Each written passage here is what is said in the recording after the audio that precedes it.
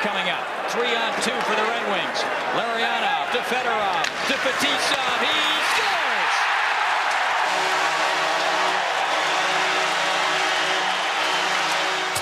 Now on the board, Semyonov, number 30. Back to Fetisov, to Kasatonov. Shoots, he scores!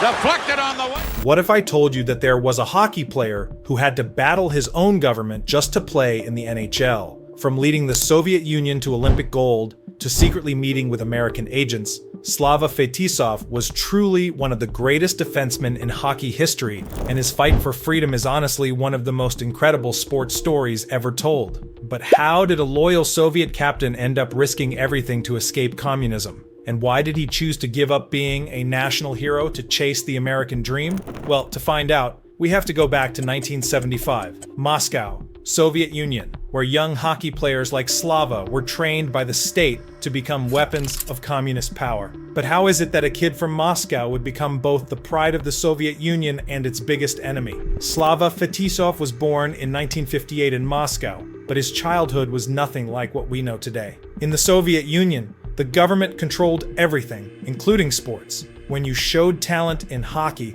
you didn't get to choose your own path. The state chose it for you. Slava's father worked in a factory, and his mother was a nurse, but once the Red Army hockey scouts spotted young Slava at age 11, his life was no longer his own. The Red Army hockey system was like a military boot camp, but for kids with hockey sticks. Players lived in dorms away from their families for months at a time. The training was brutal. Former teammates remember waking up at 5 a.m. for ice practice, followed by hours of strength training, then more ice time until late at night. We trained like soldiers because that's what we were, Slava once said. Hockey was war for the Soviet Union, and we were the weapons. But Slava wasn't alone in this system. He quickly formed bonds with other young players who would later become legends. Players like Alexei Kasatonov became his defense partner, and together they created one of the most feared defensive duos in hockey history. The coaches paired them together when they were just teenagers, telling them they would either succeed together or fail together. There was no middle ground in Soviet hockey. By 1978, at just 20 years old, Slava was already wearing the red jersey of the Soviet national team. His first world championship was in Prague, where the Soviets demolished every opponent. But it was during these international trips that Slava first started to see what life was like outside the Soviet Union. In hotel lobbies in Sweden and Finland, he saw Western magazines, heard different music, and noticed how freely people spoke about their governments. I saw people my age wearing jeans and talking about traveling wherever they wanted, he remembered. I realized I had never made a single choice about my own life. The pressure on Slava was enormous. Soviet newspapers called him the captain of the Red Machine, and the government used his success to prove that communism was superior to capitalism. Every interview was scripted. Every public appearance was controlled. He couldn't even choose what to eat for dinner without permission from team officials. The state had made him a hero, but heroes in the Soviet Union were prisoners of their own success. Everything changed for Slava in February 1987, when the NHL organized the Rendez-vous series in Quebec City. For the first time ever, the best Soviet players would face off against NHL All-Stars. This wasn't just hockey, this was the Cold War on ice. Slava had dominated every league in the world, but he had never played against Wayne Gretzky or Mario Lemieux. Something unexpected happened during those games. After the Soviets won the first match 4-3, Wayne Gretzky walked up to Slava and said, "You're incredible. You should be playing with us in the NHL." For a Soviet player, this was like being told you could fly to the moon. During team dinners, NHL players told Slava stories that blew his mind. They talked about choosing their own teams, making millions of dollars, buying houses and cars. Mario Lemieux showed him pictures of his mansion in Pittsburgh. "I couldn't believe it," Slava later said. "These guys were my age, but they lived like kings." After the Soviets won again, 5-3, NHL agents quietly approached Soviet players. The New Jersey Devils representative slipped Slava a business card and whispered, "If you ever want to play real hockey for real money, call this number." Slava hid that card in his skate for the entire flight back to Moscow. Back home, Slava couldn't stop thinking about what he had seen. "I felt like I had been living in a cage my whole life," he remembered. "And for 2 days, someone had opened the door and showed me what the world really looked like." He started asking questions Soviet players weren't supposed to ask. Why couldn't they choose their own teams? Why did the government keep all their money? Soviet officials noticed the change immediately. The team's political officers started sitting in on every interview. When a Western journalist asked about playing in North America, the official quickly ended the interview. By 1988, Slava had reached his breaking point. During a team meeting, he did something no Soviet athlete had ever done. He looked his coach in the eye and said, "I want to play in the NHL." The coach screamed back, "You are a Soviet player. You belong to the Soviet Union." That night, Slava called the hidden business card. Speaking in broken English, he told the Devils he wanted to defect. But Soviet players who tried to leave didn't just lose their careers, they lost everything. The punishment was swift and brutal. Within 48 hours, Slava was removed as national team captain. Coach Viktor Tikhonov announced, "Slava Fetisov is no longer worthy to wear the Soviet jersey. He has forgotten his duty to his country." The greatest defenseman in Soviet history was banned from representing his nation. They forced Slava to play for CSKA Moscow's second team, basically a minor league filled with teenagers. He went from captain of the best team in the world to playing against 18-year-old kids. The KGB started following him everywhere, tapping his phone and threatening his family. His wife was told she might lose her job. Soviet newspapers that once called him a hero now ran headlines like "Fetisov, traitor to the motherland." The psychological torture was the worst part. Slava was forced to attend re-education meetings where officials lectured him about the evils of capitalism. "They tried to break my mind," Slava said years later. "Every day they told me I was nothing without the Soviet Union." But support came from unexpected places. Former teammates secretly told him they supported his fight. Even some coaches privately admitted Slava deserved the right to choose his own path. Secret meetings began happening in Moscow hotel rooms between NHL representatives and American diplomats. Slava had become the center of a Cold War battle, much bigger than sports. Everything changed when Mikhail Gorbachev introduced glasnost, opening up Soviet society. By 1989, after months of secret negotiations in Helsinki, they reached a shocking agreement. Soviet players over 28 could play in the NHL, but only if they paid a massive $200,000 fee. Even then, hardline officials tried to block Slava's departure until American diplomats intervened. On July 31st, 1989, Slava walked onto a flight from Moscow to New York with one small suitcase. As the plane crossed into international airspace, he started crying, not from sadness, but from relief. "I was 31 years old," he remembered, "and for the first time in my life, I was free to choose my own future." At Newark Airport, hundreds of reporters waited for the first Soviet superstar to defect. When Slava walked through the gate, someone handed him a Devils jersey, and for the first time, he was wearing a uniform he had chosen to wear.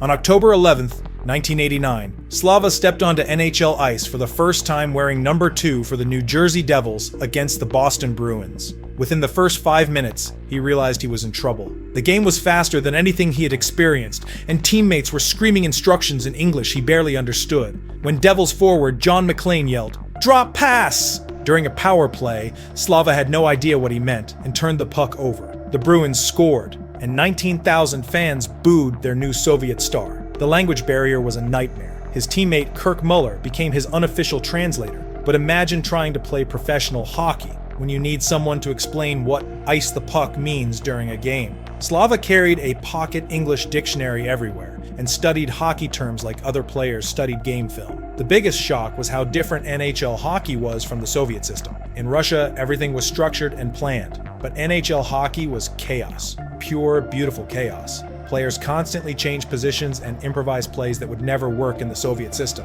In Russia, we played like a machine, Slava explained. In America, they played like jazz musicians. Everyone doing their own thing, but somehow making music together.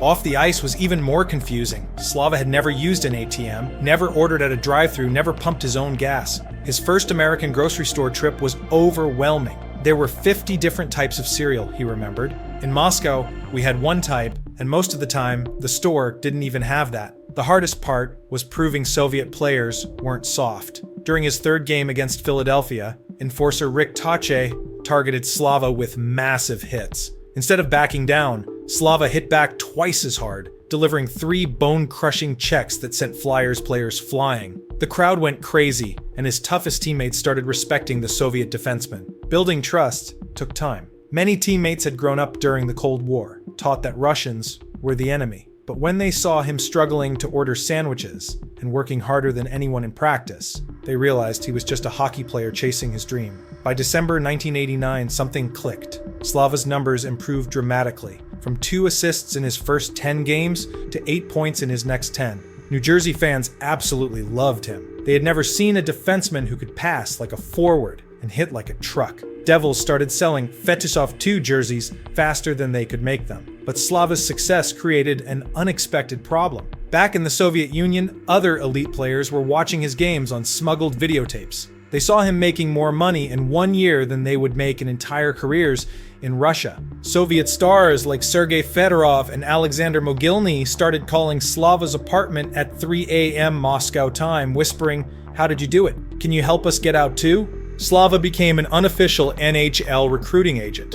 During international tournaments, he would slip business cards to Soviet players, just like the Devils' representative had done to him. "I became the guy with the key to the prison," Slava said, and everyone wanted out. The breakthrough came when Detroit Red Wings approached Slava with a crazy idea. What if they could bring not just one Russian player to Detroit, but an entire line? Working with Detroit scouts and American diplomats, Slava helped orchestrate the Russian Five: Fedorov, Konstantinov, Kozlov, Larionov, and himself. They didn't just change Detroit, they changed hockey forever. Their speed and creativity forced every NHL team to adapt or get left behind. The political implications were huge.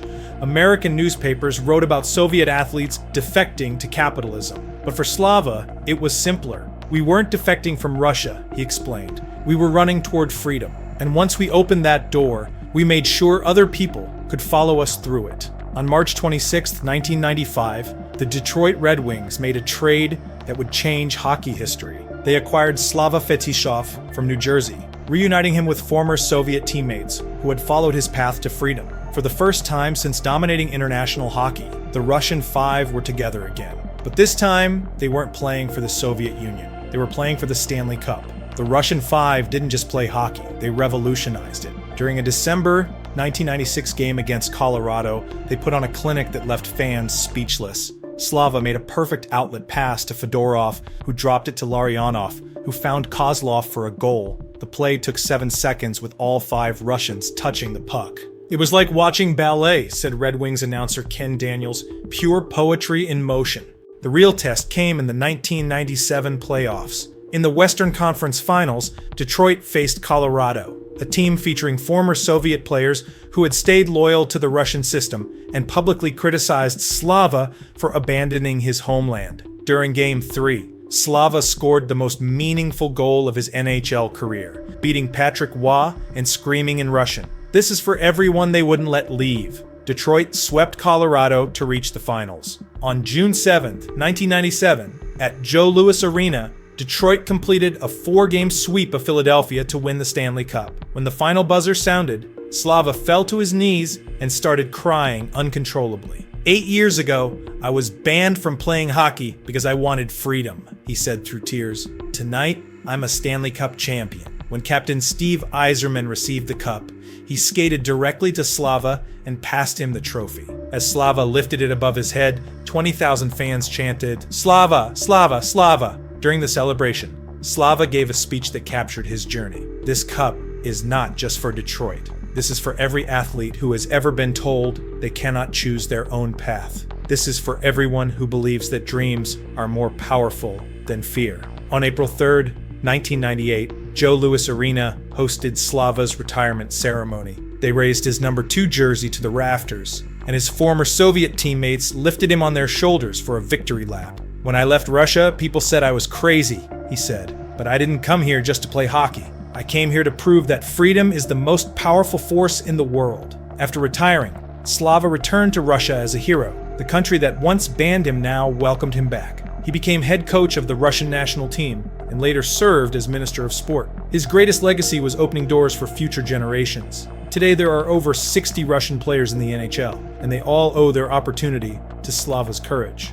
In 2001, Slava was inducted into the Hockey Hall of Fame, becoming the first Soviet-trained player to receive hockey's highest honor. "I didn't just open doors for Russian hockey players," he said. "I opened doors for any athlete who believes their dreams are bigger than the system trying to control them." The Fetisov effect changed international hockey forever. He gave up 8 years of his prime career to fight for the right to choose his own path, risking his family's safety and reputation. And in the end, he didn't just achieve his own dreams, he made it possible for thousands of other athletes to achieve theirs too. By the way, Let me know what you think below.